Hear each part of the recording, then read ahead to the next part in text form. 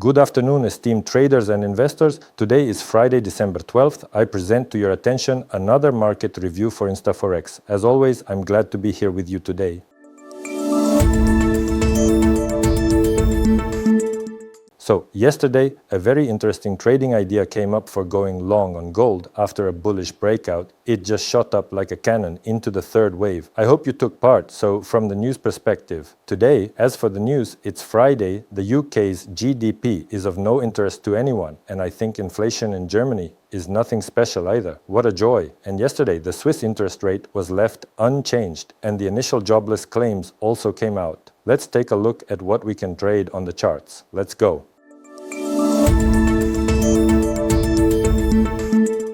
So let's begin by discussing gold quotes, which, I want to emphasize once again, were tested beautifully and quite successfully yesterday. Now, regarding the long break zone, by the way, it's worth noting that this is not the first time I've observed a situation where breaks of a fairly large scale are tested first by one session and then by another. As a general rule, what tends to happen is that the Americans come in, enter the market and push it even further. The same thing happened, for example, with gold just the day before yesterday, illustrating this recurring pattern clearly. So, it was the Europeans who fed off the long break first, then the Americans before the news, and then again on the American rates. Here, with a stop of 1,200, you could have pulled out 10 grand at the current price. A gorgeous trend. Very clear holding of the breaks. Even if, roughly speaking, you were positioned the other way, just by analyzing the breaks, you could have managed it. Well, at the very least, you could have objectively exited, and it's clear that the movement ended here. This week, we're at historical highs. Right now, they're currently offering $4,288 for a troy ounce that nobody really understands on the market. That's it for gold here.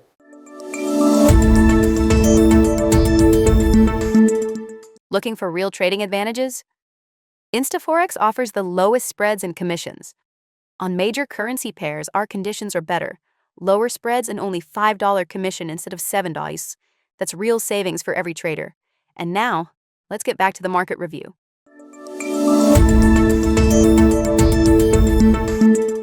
The euro-dollar pair, it continues to push for new highs in the market after the recent Fed press conference. The daily candle also closed bullish after the press conference. Well, obviously, it's a strong bullish engulfing. That's all great. But let me remind you that the only chance to profit from this move was the long breakout, which is a strong upward price movement in the market. This breakout was triggered by European traders who were active before the Federal Open Market Committee, or FOMC, made their announcement. Why is this happening? I believe it's a consequence of insider information. In other words, what was discussed here the day before yesterday was already known in Europe. It's possible that the Americans were actually stocking up here and stopping the price with these breaks, with these specific measures. But Europe, or rather the very end of Asia and the beginning of Europe, gave a clear and strong long impulse. So a kind of half platform formed, very sluggish and slow, and here there was a thin breakout. And basically, here on different brokers, of course it's different, but people measure it there. Trading view. So I measure by Forex. I don't look at anything else. There was literally just a 1-point entry on both of these breakouts. So it turns out that before the news, they were creating these micro platforms, holding them,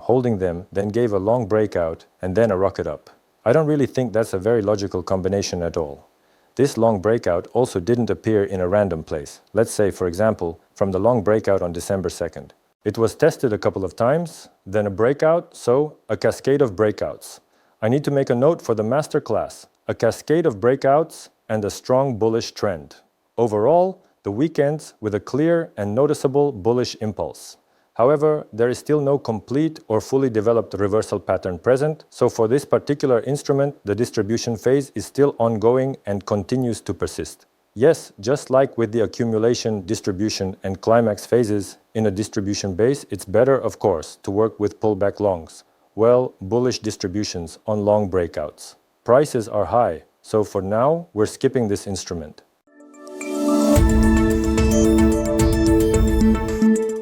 I also want to remind you that every Forex client automatically receives loss insurance. For every $1 of compensation, only $4 of your friend's investments are required. Just submit a request, and your losses will be recovered. Let's continue with the review.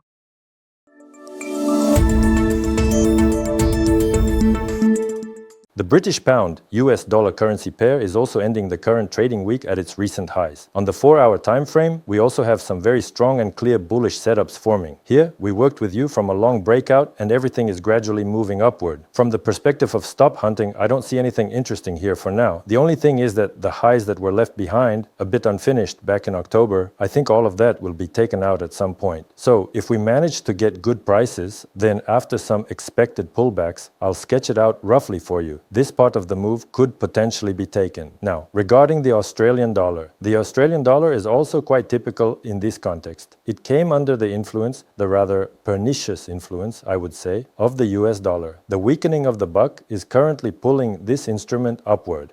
The instrument has been rising strongly for 3 weeks already. It shot up into the supply zone that we had back in September, and now it's sitting at the highs. There was an idea yesterday to sell on a short breakdown, but I think it's better to abandon it for now because, well, of course, you could leave a stop above the September high. Here, actually, it's not much. It's only about 40, which is a relatively small number in this context. But if you test at the 250 target level, which is much higher, that's a very different situation, 4 to 5 to 1. It might, of course, go a little further, but the thing is, all the news for this instrument has already come out, meaning we've already had the news on the box. The rate decision on Australia, this instrument didn't react with a drop, right? We're standing in an interesting zone. There are targets below, but fundamentally, it's completely off the mark. So, it seems like 400 points to the highs is quite a lot. But if you're risking a certain part of your deposit, say 400 points is 2% for you, you could actually take much more. But there's no fundamental support. The week is closing with a bullish impulse. It could very well break the highs, but the potential downside for a short isn't actually that big. So overall, even the shorts that Asian traders were giving out, all of that got bought up.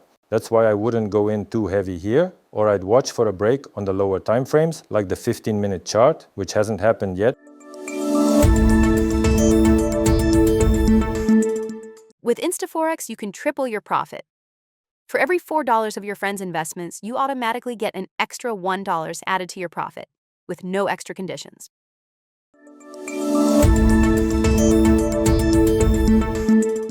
For US dollar, Canadian dollar, despite the strong short trend we're seeing now, which by the way also started from the right zone. The offers that we had in April do not provide any rebound levels for us to consider selling here at this time. Sites, yes, they will all be checked, but selling them with such barks is just brutal. Our weekends, rather sadly, also for the third week in a row. Those who are monitoring weekly candles within the solitaire system, let's call it that, can see that there are no reversal patterns here yet. This instrument still has a long way to fall. I think the FOMC meetings that have taken place are a clear indicator of that. Inflation has passed, and so have the FOMC meetings. All of this has played out as a weakening of the US dollar, and accordingly, this is a weakening. This has been going on for more than a week now. It's already the third week, and the third week is also a short week, and it's also the most news heavy, so be careful. Let me remind you that on the 16th, we still have non-farm payrolls, which everyone has been waiting for quite a while. We also have a great offer. Fund your account and get a 30% tradable bonus. Trade with additional capital and expand your opportunities with InstaForex.